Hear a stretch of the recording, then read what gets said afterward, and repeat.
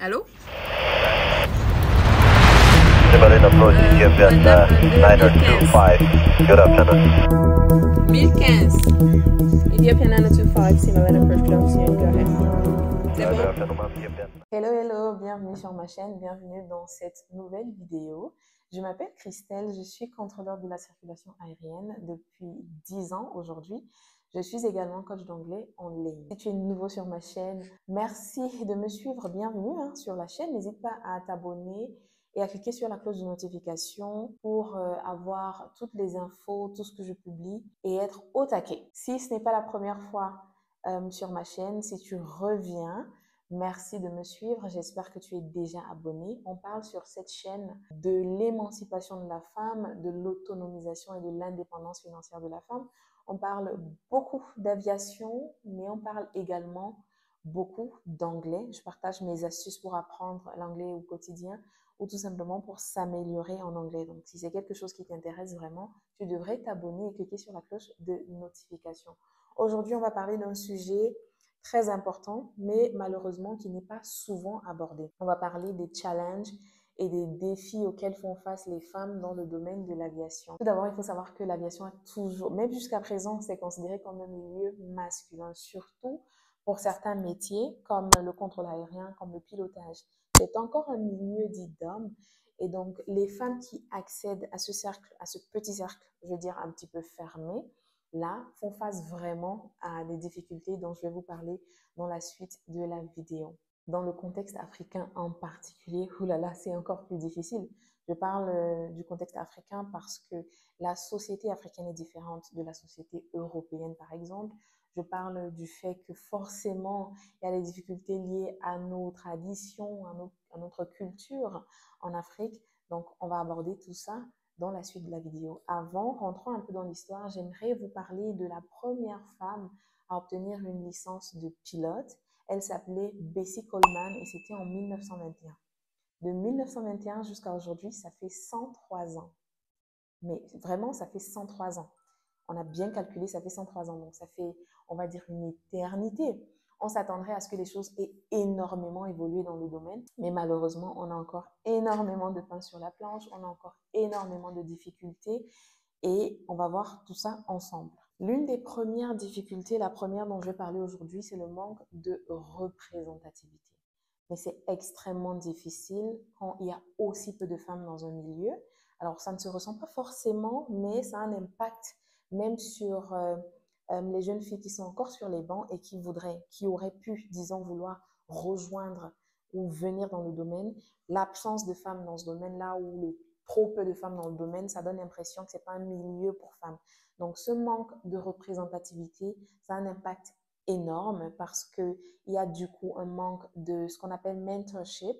Je ne sais pas comment on dit ça en français. Excusez-moi, je vais regarder, je vais mettre à l'écran. Donc, il n'y a pas de femmes modèles pour d'autres jeunes sœurs et ça représente un véritable problème parce qu'on veut plus de femmes, mais malheureusement, il n'y a pas assez de femmes pour dire aux autres femmes rejoignez-nous. Ce n'est pas qu'un milieu d'hommes, ce n'est pas un milieu fait que pour les hommes.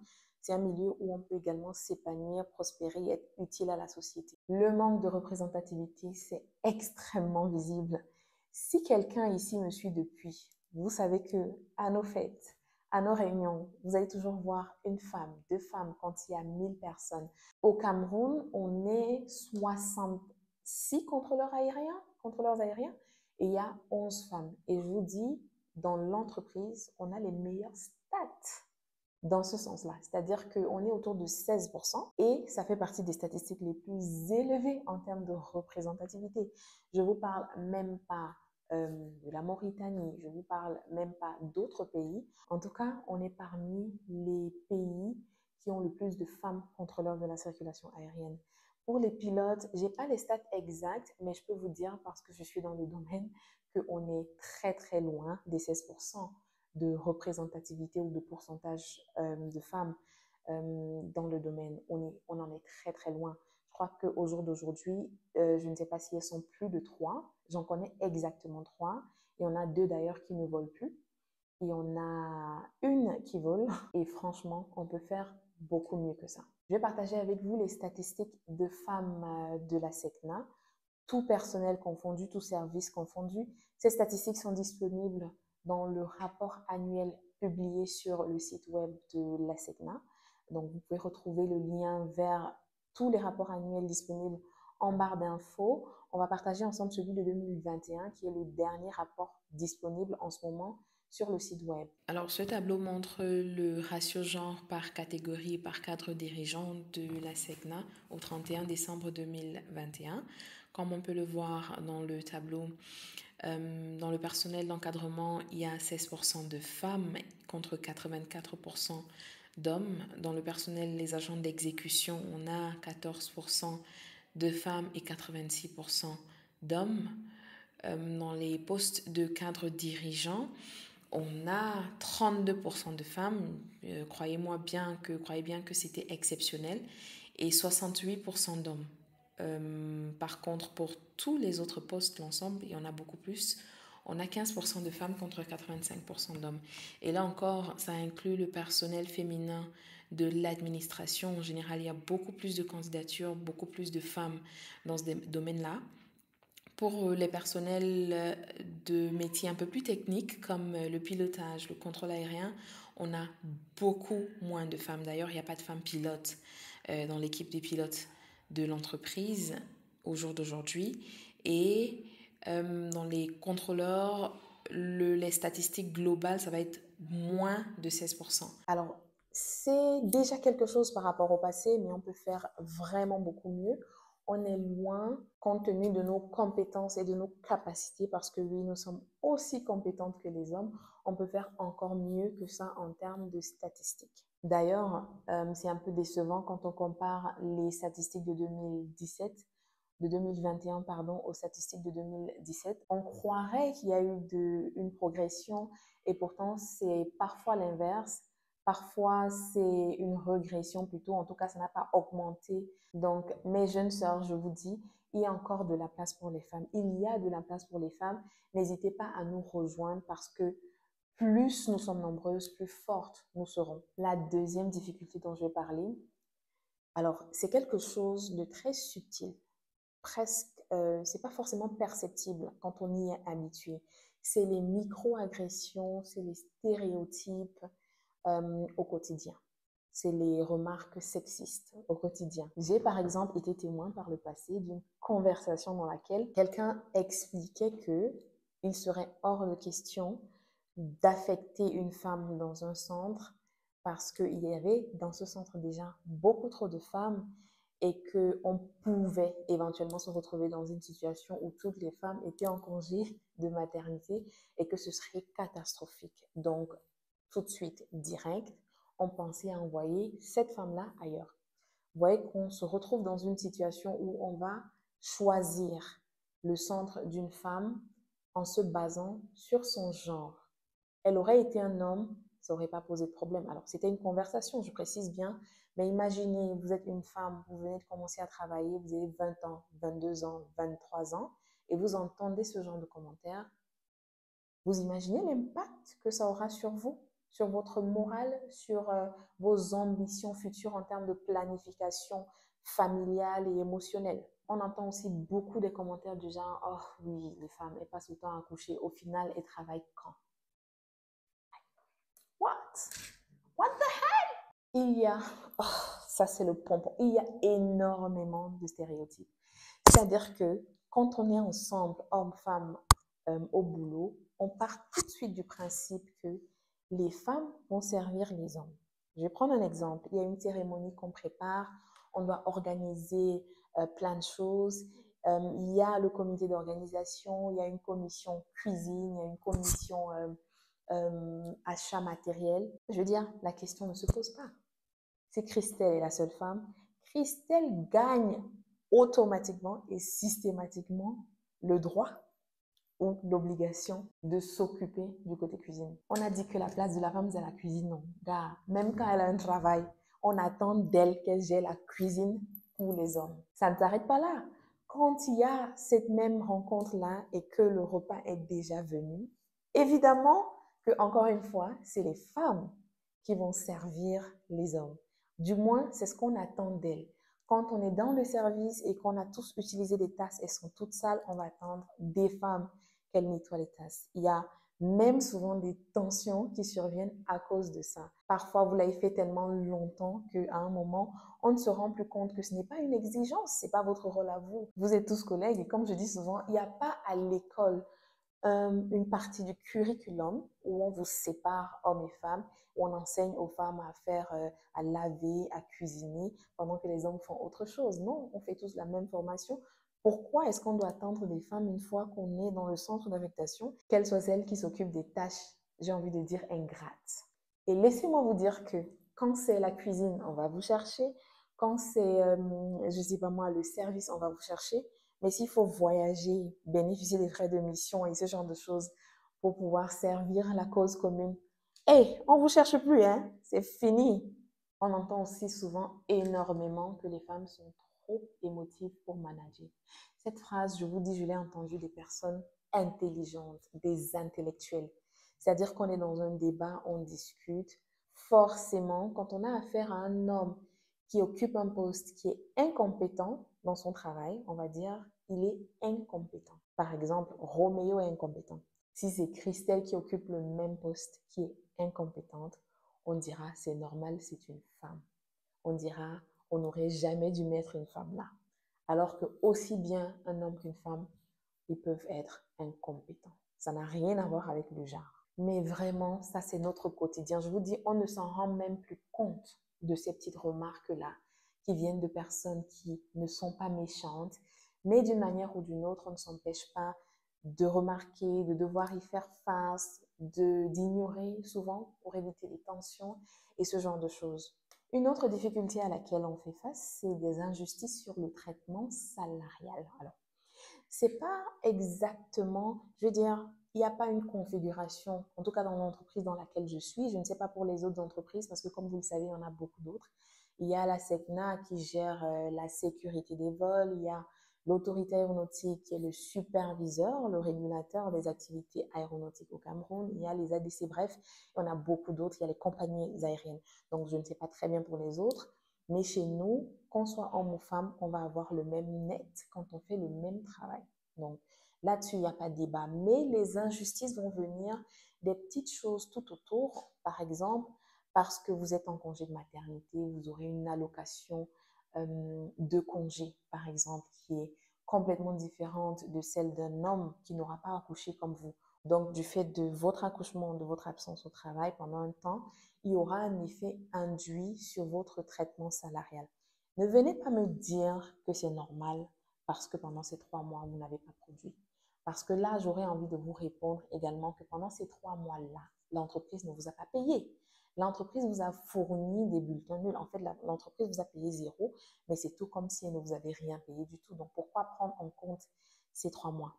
Bref, il y a débat autour de ça. Parce que je me rappelle que j'en avais parlé à quelques personnes autour de moi et j'ai eu la douleur de constater que les femmes expliquaient que c'est juste. C'est des femmes qui justifiaient ça et qui expliquaient que voilà, c'est normal parce qu'on est hors du boulot, on n'a pas été productif pour l'entreprise. Il y a énormément de petites injustices de ce genre-là qui tournent toujours au fait que soit on a accouché, soit on est une femme et on ne peut pas faire ci, on ne peut pas faire ça.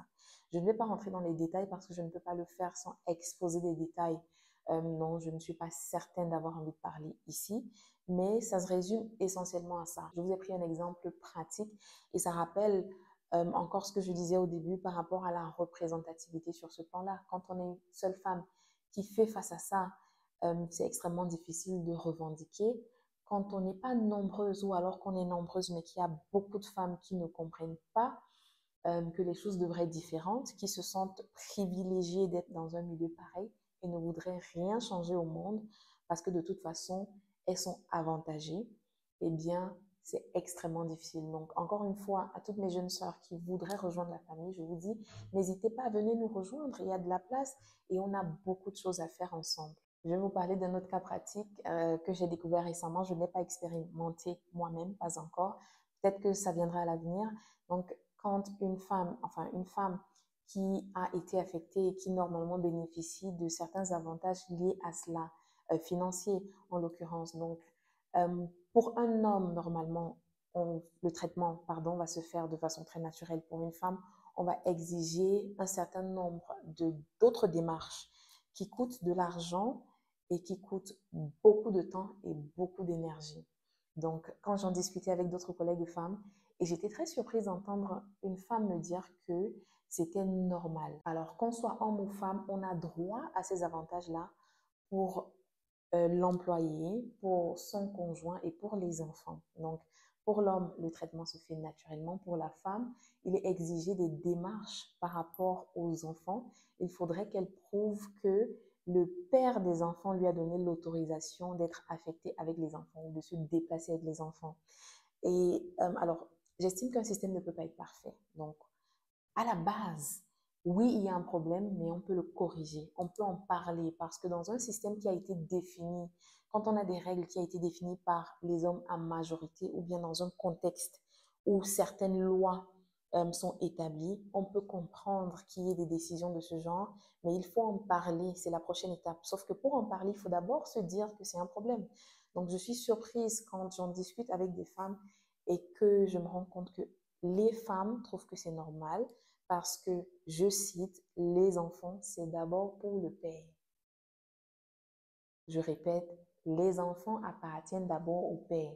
En tout cas, on n'est pas là aujourd'hui pour discuter des questions ou des solutions d'amélioration. Pour l'instant, il nous faudrait une représentativité plus forte pour qu'on puisse mettre les vrais problèmes sur la table au lieu de faire les tontines seulement tous les jours et manger la nourriture ensemble. Il faudrait qu'on commence à s'occuper de nos problèmes à nous. Le prochain challenge dont je vais parler, mais vraiment, je crois que c'est le plus gros challenge de la femme en général qui travaille dans la société africaine, qu'on soit de l'aviation ou qu'on soit d'un autre domaine. Je doute qu'on puisse ne pas devoir faire face à ces difficultés. C'est vraiment l'équilibre entre le social et le professionnel pour la femme. Aviation jobs can be demanding, mais ça peut demander énormément de temps et d'énergie. Ça demande un investissement, mais vraiment énorme, assez souvent. Et quand on sait les attentes dans la société africaine de la femme dans son, je veux dire, vis-à-vis de sa contribution au niveau famille, eh bien, c'est extrêmement difficile pour la femme. La femme, on attend d'elle qu'elle soit la mère, l'éducatrice du foyer, qu'elle soit celle qui s'occupe des tâches ménagères, de la cuisine, qu'elle soit celle qui suit les enfants. Quand un enfant est malade, là, de façon naturelle, on s'attend à ce que ce soit la mère qui l'accompagne. Ah ben, c'est vrai, ce que je dis est vrai. Combien de fois vous êtes allé dans une salle d'attente en pédiatrie, vous avez vu un homme, et quand bien même vous voyez l'homme là, combien de personnes n'apprécient pas particulièrement tellement c'est étrange. Donc, la femme a ce rôle à jouer là, dans le foyer, dans la maison. Et donc, allier ça avec ses contraintes professionnelles, c'est extrêmement difficile.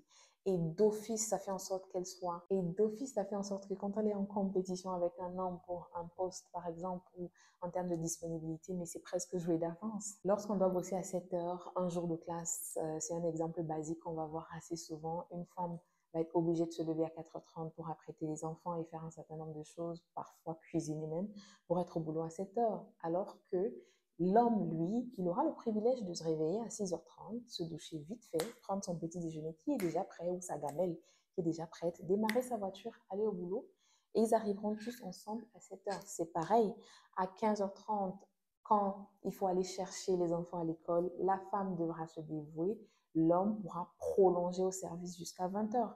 Quand il faudra aller cuisiner pour les enfants, ça va être la femme qui va rentrer le faire. L'homme, il sera disponible pour se dévouer jusqu'à 20h. Donc, le résultat, en général, c'est que la femme, pour avoir autant d'efficacité ou de productivité qu'un homme, doit travailler 2 fois, sinon 3 fois plus. Ça représente un énorme challenge, je vous dis.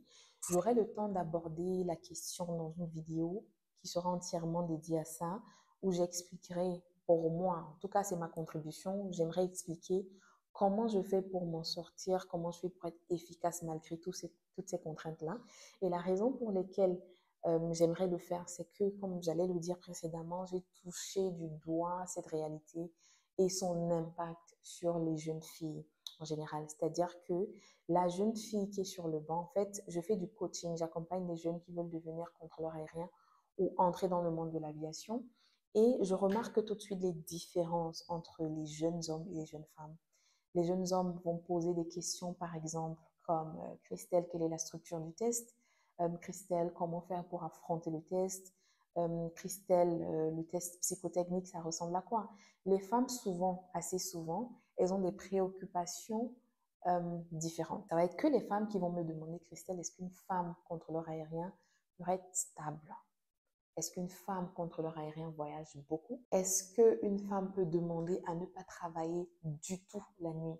Donc, vous allez voir qu'une jeune fille qui a 17 ans, elle est encore sur les bancs, elle cherche à s'orienter sur le plan professionnel, mais de façon naturelle, elle élimine déjà les carrières qui seront un frein pour son éventuel futur mariage ou pour son éventuelle future vie de famille. Est-ce que vous comprenez l'impact énorme que ça a sur l'accompagnement des jeunes filles dans les écoles?